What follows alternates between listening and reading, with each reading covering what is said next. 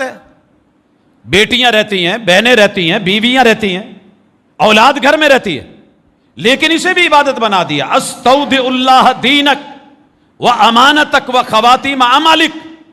ابو جی, بھائی جی, بیٹا جی, سرتاج گھر سے جا رہے ہو, اللہ آپ کا یہ نکلنا آپ کے دین کا محافظ بنا دے اور محافظ بن جائے. راستے میں کچھ ایسا نہ ہو کہ آپ کا دین چھن جائے. استودع اللہ دینک و امانتک, آپ کی جان کی امانت, مال کی امانت, آپ کی زندگی کی امانت, گاڑی کی امانت, گھر کی امانت, ایک ایک چیز جو آپ کی ہے میں اللہ کی سپرد کر کے رب کی امانتوں میں دیتا ہوں یا دیتی ہوں. وَخَوَاتِيمَ أَعْمَالِكَ.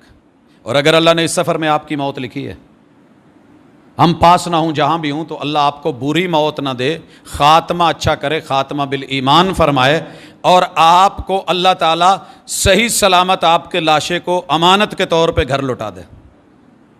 سر جی آپ کیا سمجھتے ہیں؟ دین کیا ملے گا دین میں؟ ملا نے کیا دیا ہے؟ مولوی صرف ایک لمٹ تک, خاص نالیوں تلک, سڑکوں تلک آپ کے ساتھ جڑا ہوا ہے. یہ کام وہ کام نہیں. زندگی کا کوئی شعبہ لائیے جس کو دین نے, میرے مرشد نے عادت سے عبادت بنا کے دنیا میں بھی باعث اجر اور آخرت میں بھی باعث عزت نہیں بنا دیا. لیجئے کوئی چیز لیجئے, استنجا بیت الخلاء میں آپ کر رہے ہیں, بیٹھے ہیں تنہائی میں, چلو پہلے وقت کی بات تھی, اب میں اسے بھی عادت ہے, دونوں ہے, کوئی بات نہیں, جیسے مرضی. کہا عادت نہیں عبادت, دایاں ہاتھ یوز نہیں کرنا, رٹ وہاں بھی رہے, دین کی, شریعت کی, لا کی. یہ نہیں ہے کہ جیسے مرضی دائیں سے دھو لیا بائیں سے پی لیا, دایاں ہاتھ استعمال نہیں کرنا. سنت سمجھ کے اگر آپ ایک ہے کرنا ہی نہیں, میں کرتا ہی نہیں, یہ عادت ہے. میں سوچ کے کروں کہ نہیں میرے مرشد نے اس سے روکا ہے, میں نے نہیں کرنا, عبادت. بایاں ہاتھ استعمال تو میں نے روٹین میں کرنا ہے, مگر میں نے سنت سمجھ کے استنجے کی, لیفٹ ہینڈ کا استعمال کرا, عبادت.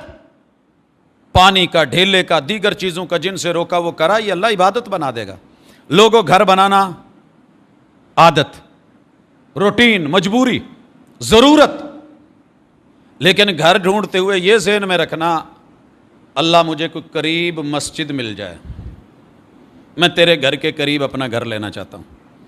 یاروں کو تو کہتے ہو نا, لو ہم نے گھر لے لیا ہے تیرے گھر کے سامنے, اور پھر جس کے گھر کے سامنے گھر لیا تھا اس نے اپنے دروازے پہ پردہ ڈال لیا, پھر شکوے, سجنا نے بوئے اگے پتہ نہیں چک تان لی.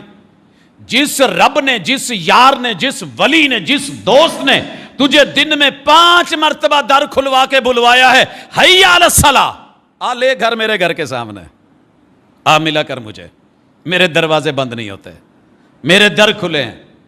فرض میں میرے بنے ہوئے علامتی گھروں میں آ جا, اور نوافل میں مجھے اپنے گھر میں مل, میں وہیں اجر زیادہ دے دوں گا, ثواب زیادہ دے دوں گا. تو مکے سفر کر کے حج کے لیے چلا ہے, حرم کے اندر فرض پڑھ, اجر زیادہ. اپنی رہائش گاہ پہ جا کے مصلی بچھا کے 2 رکعت پڑھ, میں وہاں بیت اللہ سے بھی اجر بڑھا دوں گا. اجر میں نے دینا ہے, دنیا نے تھوڑی دینا ہے. لیکن عادت سے نکل, عبادت میں آ. تو حضرات لیجئے کوئی چھوٹا مسئلہ, نہانے کو لے لیں, چلیں جسم کے بال لے لیں, ساری دنیا وکس کرتی پھرتی ہے. میں نے ایک انٹرویو کرا, میں نے کہا ہاں آپ بغلوں کے ساتھ کیا کرتے ہیں؟ اکثر کا یہی ہے جی, ایزی وے ہے, شیو کر لیتے ہیں, ریزر لگا لیتے ہیں. ایک سے کرا تو اس نے کہا جی میں تو یہ نہیں کرتا, میں تو وکس کرتا ہوں یا کھینچتا ہوں. کیوں؟ کہتے ہیں جی کوئی لوشن کریم وغیرہ لگائیں تو بغلیں کالی ہو جاتی ہیں, مجھے کالا رنگ اچھا نہیں لگتا. عادت. انما الاعمال بالنیات, نیت کا قبلہ درست کرو, عادت سے عبادت بن جائے گی. آپ کریں وکس اس نیت سے کہ میرے مصطفیٰ علیہ الصلاۃ والسلام کے پاس بلیڈ بھی تھا, استرا بھی تھا, اور وہ اس وقت نورا بھی تھا, وہ چونا بھی تھا, وہ کیمیکل بھی تھا, جو لگا کے اسے وکس کیا جا سکتا تھا، مگر میرے مرشد نے اس کو اکھاڑا، کاٹا نہیں۔ اللہ آپ کے اس بال اکھاڑنے کو بھی عبادت، ہماری انڈر شیو رب عبادت کر دے گا۔ نیت کا قبلہ درست کرو۔ میرے مرشد کے پاس آیا ایک صحابی، بات ہو رہی تھی، کوئی سیاق و سباق چل رہا تھا، تو آپ علیہ الصلوۃ والسلام نے صفا سے روک کے جب نکاح کی بات کری اور اسے باعث اجر قرار دیا، تو صحابی بول اٹھے، حضور ہم اپنی ضرورت اور اپنی شہوت اور اپنی محبت، ایک فطرتی تقاضا ہے، اسے پورا کریں گے، اس کا بھی اللہ اجر دے گا۔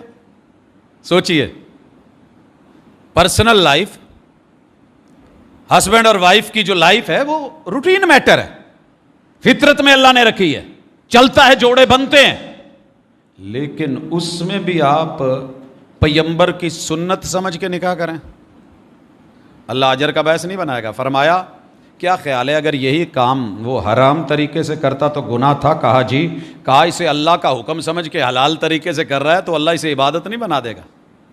تمہارا میرا یہ ملنا بھی عبادت، اور اگر سنت سے ہٹ کے شارع بن کے بیٹھ جاؤ تو پھر وہی اشر ہوتا ہے۔ مکے حج کرنے جا رہے ہیں، آپ کو مزے کی بات بتاؤں، ہمیں سب سے زیادہ فتویٰ حاجی کیا پوچھتے ہیں؟ سوچنا ذرا کیا ہوگا۔ ویسے حق تو یہ بنتا تھا میں اگلے جمعے تک چھوڑ دوں اور کہوں کہ مجھے ذرا فیڈ بیک بھیجیے گا، سب سے زیادہ سوال اہم کیا ہے؟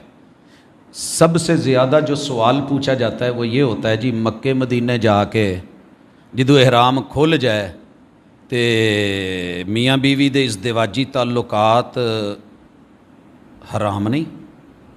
ہمارے مولوی صاحب نے کہا ہے وہ تو بالکل جرم ہے، گناہ ہے۔ وہ اللہ کے بندے، تیرے پیغمبر مکہ میں رہے، سنت نکاح وہیں پہ، حرم میں رہے، سنت نکاح وہیں پہ، مدینے میں رہے، حرم مدنی، میرے محبوب کی 9 بیویاں وہاں پہ، 9 گھر وہاں پہ، ازدواجی تعلقات کے معاملے وہاں پہ، حتیٰ کہ فجر کی نماز پڑھانے آئیں، مسجد نبوی سے نکلیں، سر سے جو ہے وہ بال ان سے پانی نچڑ رہا ہو۔ اگر یہ کام حرام ہوتا تو میرے نبی کا تقویٰ سب سے زیادہ تھا، آپ ان سے بڑھ کے متقی نہیں ہیں۔ یہ مولانا جو فیصلہ اور فتویٰ دے رہے ہیں ان سے بڑھ کے متقی نہیں ہیں۔ اسے عادت نہ بناؤ، عبادت بناؤ، اور عبادت میں اتنی شدت نہ رکھو کہ پیغمبر کو کہنا پڑے من رغب عن سنتی فلیس منی۔ حضرات، انہی چیز میں سے ایک بڑی اہم چیز، ہمارا سال کے آخری 2 مہینے ہیں، ذی القعدہ کی آج اکثر لوگوں کو ضرورت نہیں ہے، عادت ہے، روٹین ہے، چل رہی ہے۔ آج ماشاءاللہ 16 جون ہے، بس اتنا کافی ہے۔ ذی القعدہ کی 27 ہے، 2 یا 3 دن باقی ہیں۔ وہ مہینہ چڑھنے والا ہے کہ سال میں رمضان المبارک کے بعد افضل ترین مہینوں میں سے ایک مہینہ، اور اگر میں دنوں کا کہوں تھرو آؤٹ پورے سال میں ذی الحجہ جیسے افضل دن کسی اور مہینے میں نہیں ہے، کسی اور مہینے میں۔ نہ شوال کی 1 عید الفطر، نہ محرم سے لے کے، یہ تیری میری جذبات کی بات نہیں، عادت کی بات نہیں۔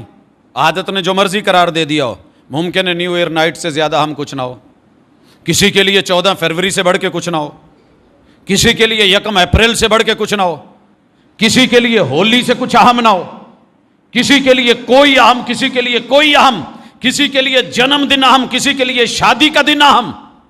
محمد رسول صلی اللہ علیہ وسلم نے فرمایا کائنات کے سارے زمانے اکٹھے ہو کر کے آ جائیں، ذو الحجہ کے پہلے 10 دنوں کا مقابلہ نہیں کر سکتے، حتیٰ کہ جہاد کے لیے نکلا ہوا مجاہد اور اس کا عمل جہاد بھی، اللہ کے جائے، جان مال لے کے جائے، شہادت کا جام نوش کرے اور واپس نہ لوٹے، لیکن 1 ذی الحجہ سے لے کے 10 ذی الحجہ تلک افضل الایام، اور آپ کے اور میرے اکثر لوگوں کے روٹین میں گزرتے ہیں، عادت، جو کر رہے ہیں وہی کر رہے ہیں۔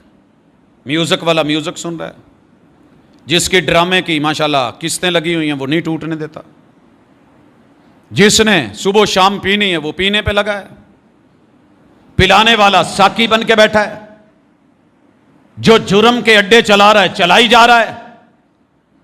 کہا ان دنوں سے افضل دن کوئی نہیں, ان دنوں سے افضل دن کوئی نہیں.